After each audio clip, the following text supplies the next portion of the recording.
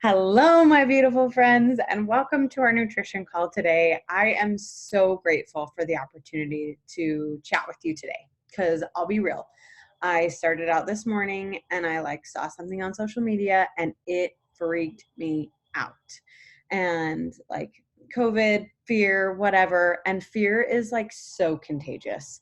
And one of the really cool things about this whole COVID life that I have learned for myself is the power of gratitude, the power of journaling, and the power of turning the fact that faith and fear cannot coexist. And I am a woman of faith. I believe that there is a God, and I believe that God has a plan, and I totally put my trust in Him to help lead me and guide me in my life. And I was just sick, all morning, all day. I was short with my kids. I was just in a weird energy place. And I laid down to take a nap, and I just had this overwhelming feeling Bryn, you need to journal it out. You need to journal it out.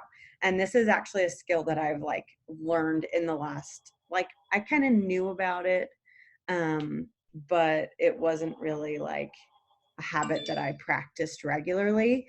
And over the last week and a half or so, I've really tried to be super intentional about it.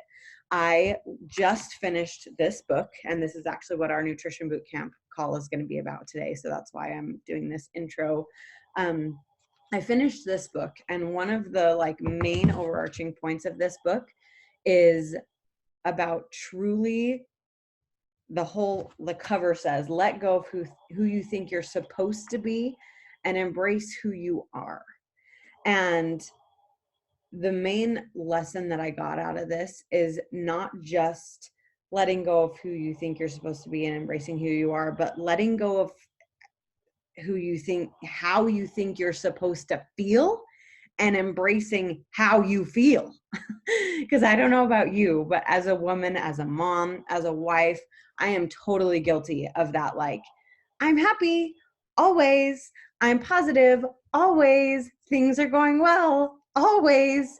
And I would just really stuff all the things that okay, whatever. I just need to grin and bear it and put on my big girl pants and pretend it's okay and whatever, right? And I'll just get through it and I'll just hustle through it and I'll just whatever. And I am totally one of those just keep working hard and things will get better. And I heard a really great analogy the other day that pretend you are a warehouse, right?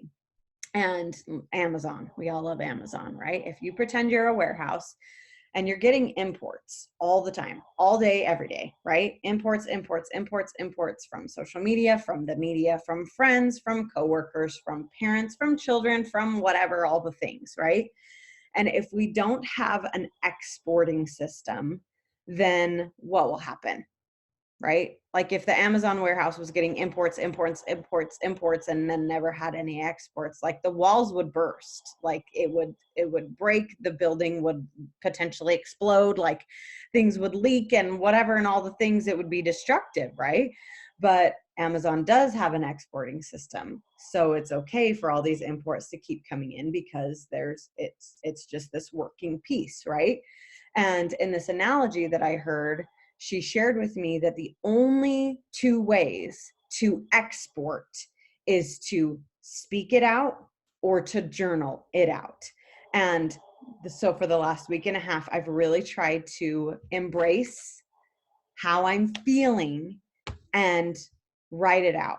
I'm afraid because blah, blah, blah, blah, blah, blah, blah, blah, blah, blah, blah, blah, blah. I'm excited because blah, blah, blah, blah, blah, blah, blah, blah, blah. I'm pissed because blah, blah, blah, blah, blah, whatever, right? And just really, truly, one, recognizing it and naming it for what it is. Two, figuring out why I'm feeling that way. And three, just processing it. It was today, it was just so liberating. It was so liberating to say I'm afraid because I saw this thing about COVID and it freaked me out. And I just wrote out all my thoughts and all my feelings. And then I was like, I had that realization, like fear and faith cannot coexist. Do I believe that God is in my life? Yes. Do I believe he has a plan? Yes. Do I believe that he's in charge? Yes. Okay. Then I have nothing to be afraid of. Like, here we go. I can move on and I can be like happy and whatever again. But I am grateful for you and for this call, because I really, really, really wanted to fix my energy before this. Because I was like, I cannot jump on and help my people and be negative and grumpy and afraid. Like, I need to figure something out and I need to fix this before I jump on and try to be a good influence for other people. So I'm grateful for you. I'm grateful for this community that we have. I'm grateful that you guys push me to be my authentic self and to embrace who I am and how I'm feeling so that I can show up authentically and take care of this before I help take care of you. And that's truly the thing that I love about Beachbody and about the community that we have, is that it's first about healing here. It's about figuring this out and figuring out this journey and figuring out this nutrition and figuring out this mindset. And then, oh my gosh, I had this aha moment. I realized something. I found something, and I just feel like I have to share it with you, right? Like, that is Beachbody. That is who we are. And you help yourself first, and then you open your mouth and share with other people. And so I just cannot shout the praises for this book enough. And my cute little baby is crying, so I might have to pause to go grab her in a sec if she doesn't fall back asleep. So I'm just really quickly, please just read it. Please just read it. And I love Audible, but this is a physical book type of book, because it is so powerful that it's literally like I could only read like 5 pages at a time, because there were so many like aha moments that, like, holy crap, I feel like I need to soak that. I need to sit in it. I need to like embrace it. And then I'll read 5 more pages tomorrow. Where I feel like on Audible, it's really easy to like turn it on for 10, 15 minutes and just kind of let it play while you do other things. And sometimes you hear little snippets, sometimes you don't. And it's okay, whatever. At least I did it, right? But like, no, like you need to like embrace this book. Yes. So get it, read it, love it, soak it in. So in this book, she talks all about what it takes to live a wholehearted life. And it's by Brene Brown. And if you don't know who that is, she's a shame researcher, actually. Laura says Brene Brown is awesome. I've always loved her, especially since she is a fellow social worker. Yes. So she started her research as a shame researcher, but she found that all the things that come with shame, like it opened her up to all the things that bring you joy and bring you peace and bring you a positive, happy life. And so because she understands the dark, the sadness, sorry, just had an alarm go off. Because she understands and embraces the dark side of things, she is also then able to recognize the infinite power of light. And I love her perspective, and I love that she's able to relate everything in a very like, I actually understood what you just said type of way. Because sometimes you read like research books and you're like, that was so boring. I have no idea what you just said. It was probably profound, but I didn't understand it, so whatever, right? Like, but that is not her. She is very good at making it relatable. So I just wanted to share really quickly the 10 guideposts that she talks about in this book about living a wholehearted life. So the very first guidepost she talks about is cultivating authenticity and letting go of what other people think. And then there's just this quote in here that says, you must first be who you really are, then do what you really need to do in order to have what you want. Authenticity is not something we have or don't have. It's a practice, a conscious choice of how we want to live. It's about the choice to show up and be real, the choice to be honest, the choice to let our true selves be seen. And I loved that. I really loved that. I could read this whole book to you, but that would, not be the point of this call. The second guidepost is about cultivating self-compassion, letting go of perfectionism. And then there's this quote that says, "The thing that is really hard and really amazing is giving up on being perfect and beginning the work of becoming yourself." So yeah, I would totally write these guideposts down if I were you, because I think it's a really good reminder of how we can live a better, happier life. So again, if you need it, number 1 was cultivating authenticity, letting go of what people think. Number 2 is cultivating self-compassion, letting go of perfectionism. Guidepost number 3 is cultivating a resilient spirit, letting go of numbing and powerlessness. And I really love the quote in this part. It says, "She could never go back and make some of the details pretty.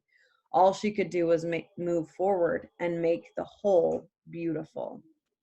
So it talks about, like, sometimes when we do things that are wrong, like we give into this like numbness and the feeling of like victimhood, that we're powerless to make changes in our lives, and we need to cultivate that resilient spirit to try again, to hope again. And I love this. She says, "I always thought of hope as an emotion, like a warm feeling of optimism and possibility. I was wrong. Hope is not an emotion. It's a way of thinking or a cognitive process." So anyways, she just like, oh my gosh, all the mic drops. So be resilient. Guidepost number 4 is cultivating gratitude and joy, letting go of scarcity and fear of the dark.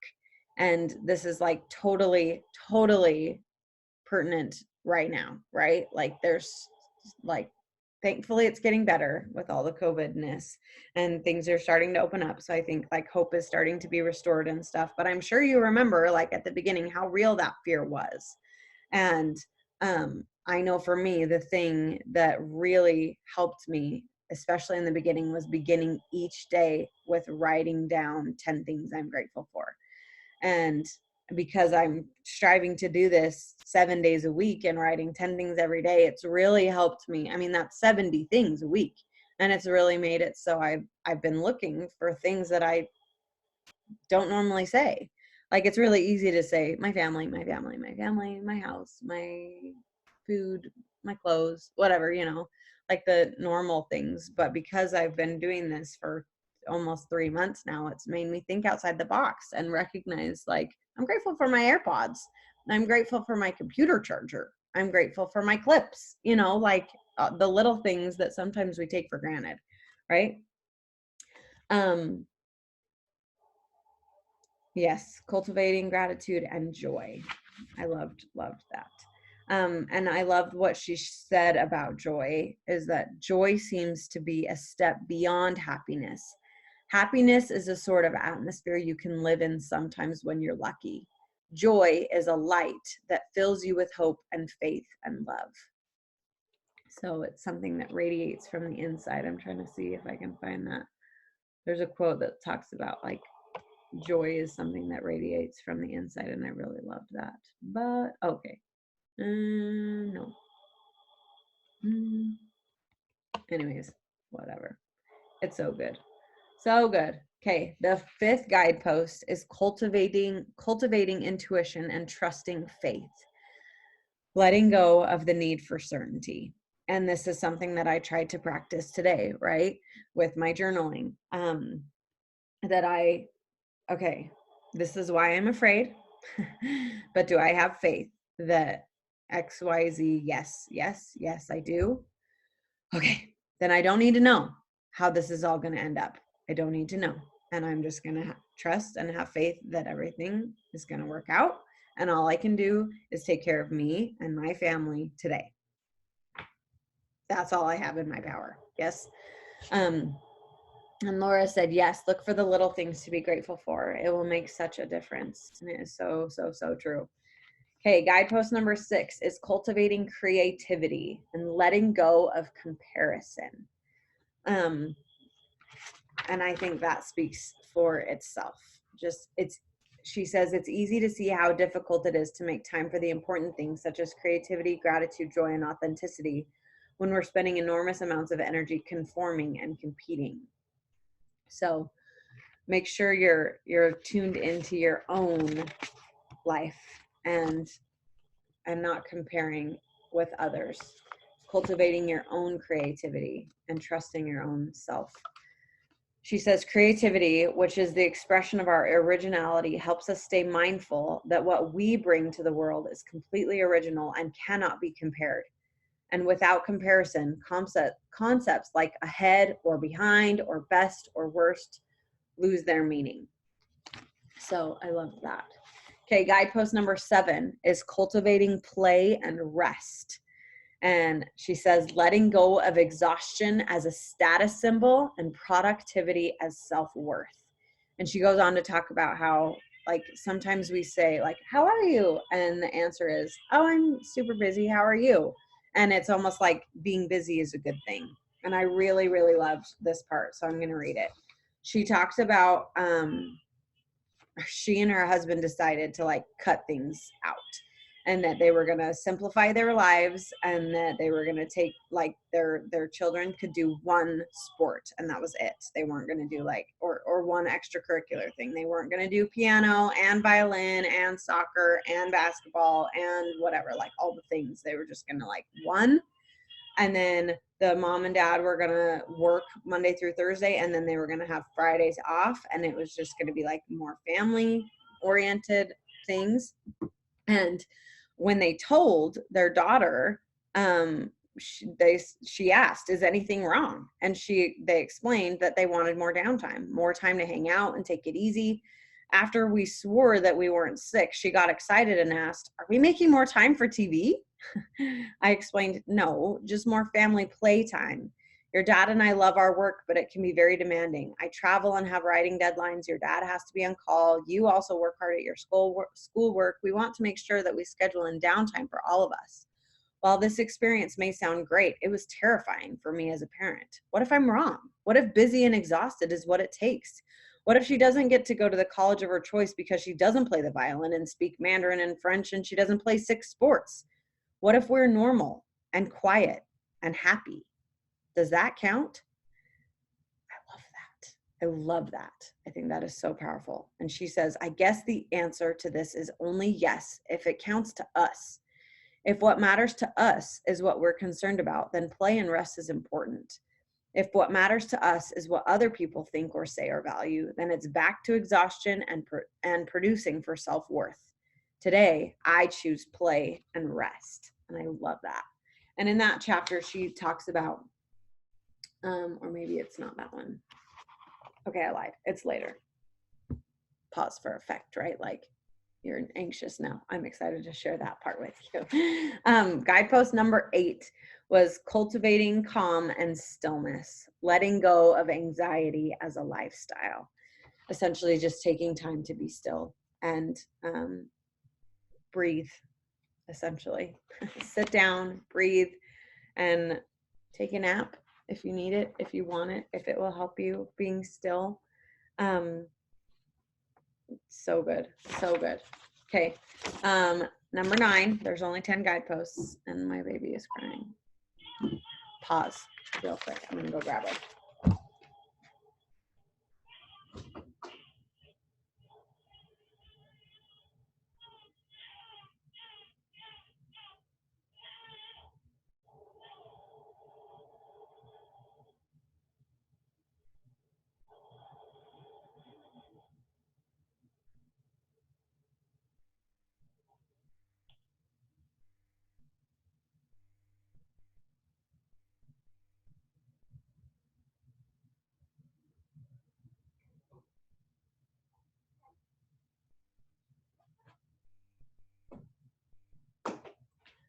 Okay, I apologize. Real mom life over here. Okay, number 9, she says hi, by the way. This is Ellie, for those of you who don't know that. Okay, oh, sorry, I dropped it. Okay, number 9 is cultivating meaningful work, letting go of self-doubt and supposed to. Oh, this was a good chapter. So it talked all about like finding the work that brings you joy. And I don't even know which part I want to share with you because it was all so good. I loved this part though. To overcome self-doubt and supposed to, we have to start owning the messages. What makes us afraid? What's on our supposed to list? Who says? Why? Gremlins are like toddlers. If you ignore them, they get louder. It's usually best to acknowledge the messages. Write them down. I know it seems counterintuitive, but writing them down and owning the gremlins' messages doesn't give the messages more power. It gives us more power. It gives us the opportunity to say, I get it. I see that I'm afraid of this, but I'm going to do it anyway. So I love that. I love that. She also talks about like when people ask, what do you do? She used to wince every time someone would ask her that question because she felt like her choices were to reduce herself to an easily digestible soundbite or to confuse the heck out of people. And now she answers, what do you do? With how much time do you have? And she talks about like all of us have complicated answers to that question. And we're all moms, wives, sisters, daughters, friends, teachers, parents, social workers, coaches, whatever, fill in the blank. And as a culture, we like to sum it up to one word. And sometimes we place our worth and our value on how important that one word is. And it drives me absolutely crazy when, not crazy, that's not the right word, but it makes me sad. And anytime I ask like, what do you do? And they're like, oh, I'm just a stay-at-home mom. I'm like, excuse me. And I say, you are not just a stay-at-home mom. Never use the word just with that statement. Say, I am a stay-at-home mom and I rock it because I am blessing and changing the lives of my children. And that is not anything to be ashamed of. Because you are changing the world through your own little children. And I love this quote she shares. Don't ask what the world needs. Ask what makes you come alive and go do it. Because what the world needs is people who have come alive. I love that. Okay, last guidepost. This one is cultivating laughter, song, and dance. Letting go of being cool and always in control. And she talks about how laughter, song, and dance are so woven into the fabric of our everyday life that we can forget how much we value the people who can make us laugh, the songs that inspire us to roll down the car window and sing at the top of our lungs, and the total freedom we feel when we dance like no one is watching. And she talks about how like most of us are totally okay to just like laugh and get a good belly laugh in, and it feels great. And a lot of us are okay to sing, although we might feel a little self-conscious, but dancing is, for whatever reason, the hardest one for us because it's a full body vulnerability. And so she just encourages us that she says there's no question that some people are more musically inclined or coordinated than others. But I'm starting to believe that dance is in our DNA, not super hip and cool dancing or line dancing or dancing with the stars dancing, but a strong pull toward rhythm and movement. You can see this desire to move in children. Until we teach our children that they need to be concerned with how they look and with what other people think, they dance. They even dance naked, not always gracefully or with the beat, but always with joy and pleasure. And she quotes a writer, Mary Jo Putney, who says, what one loves in childhood stays in the heart forever. If this is true, and I believe it is, then dance stays in our heart, even when our head becomes overly concerned with what people might think. So she talks about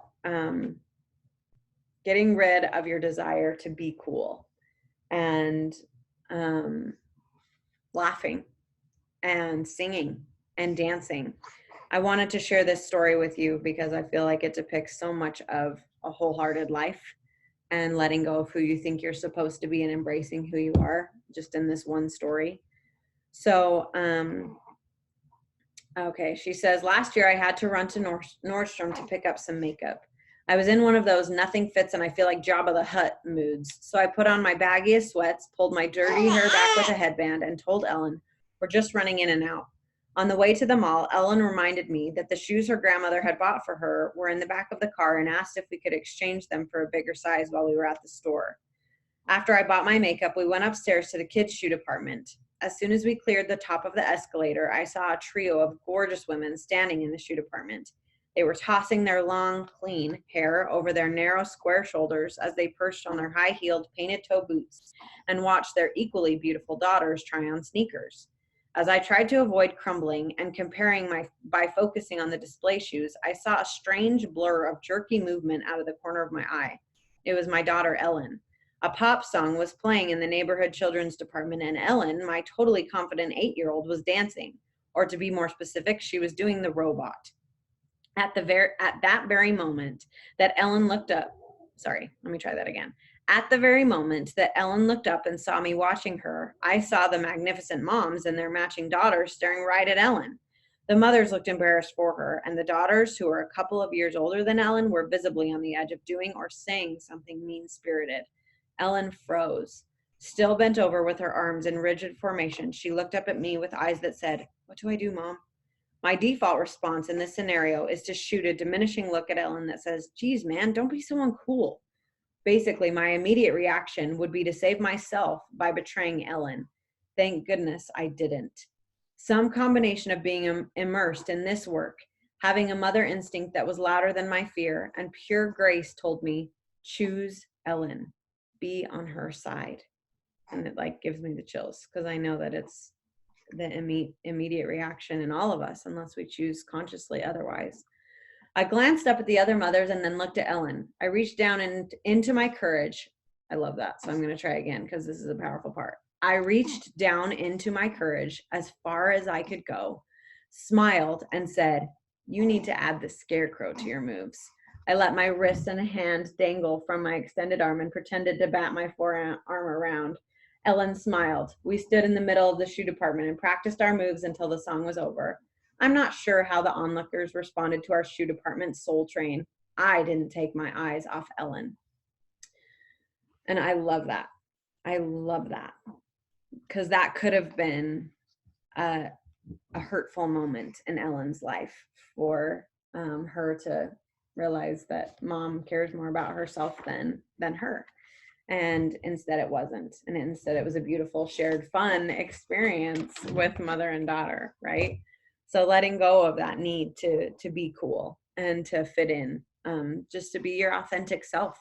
And I just finished listening to the book Fear is My Homeboy, and there's this part in there where she talked about maybe you're doing something new and you're afraid of what your mother-in-law or your sister-in-law or your mom or dad or brother or aunt or whatever fill in the blank might think. But she says, are they the ones paying your bills? Is your sister-in-law the one who's paying your bills? No? Okay, then don't live your life for her. Do what makes you happy. Do what brings you joy. And I'm sure you've heard the quote a million times, find what you love and you'll never work a day in your life, right? So it's not just about work, it's about everything. But if you want to parent a certain way and you're worried about what XYZ whatever will think, who are you living your life for? Yourself or that person who you're afraid of, right? So several challenges after this. 1, I want to challenge you to get this book. 2, I want to challenge you to read it. Because yes, we can buy books all day long, but unless we actually read it and put it into practice, it does nothing for us. 3, I want you to journal or speak it out when you're feeling an emotion, so that you can truly feel the super freeing power of embracing how you feel and letting go of how you think you're supposed to react, right? In addition to this whole concept of letting go of who you think you're supposed to be and embracing who you are, and highlighting and remembering the bad and the good and the hard and the awesome and all the different spectrums of everything that makes you you and that makes you human. Yes, So I love you. I adore you. I believe in you.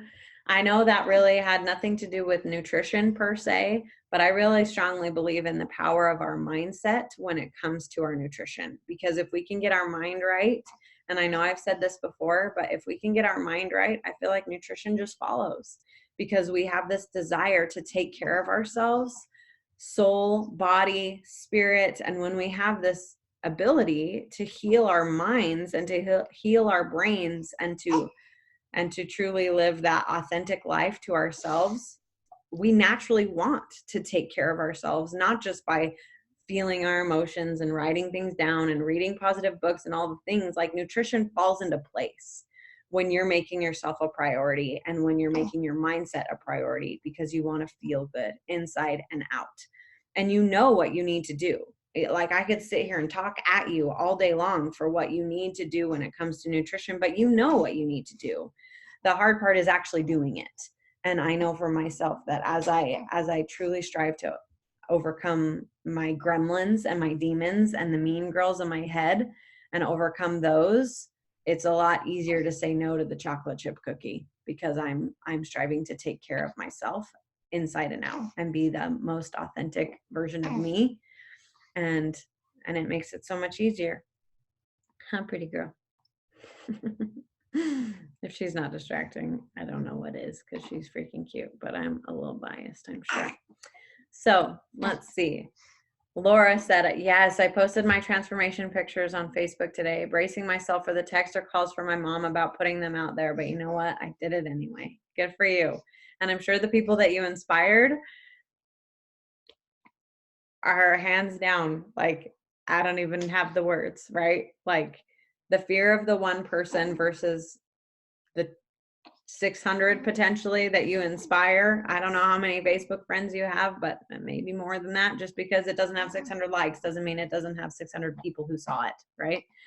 So I adore you guys, and I hope this was helpful. If you are on the recording, I will see you later. And remember, you're always welcome to join us live if you can. If you are on live, stay on live and we'll chat for a little bit. And I'll see you guys later.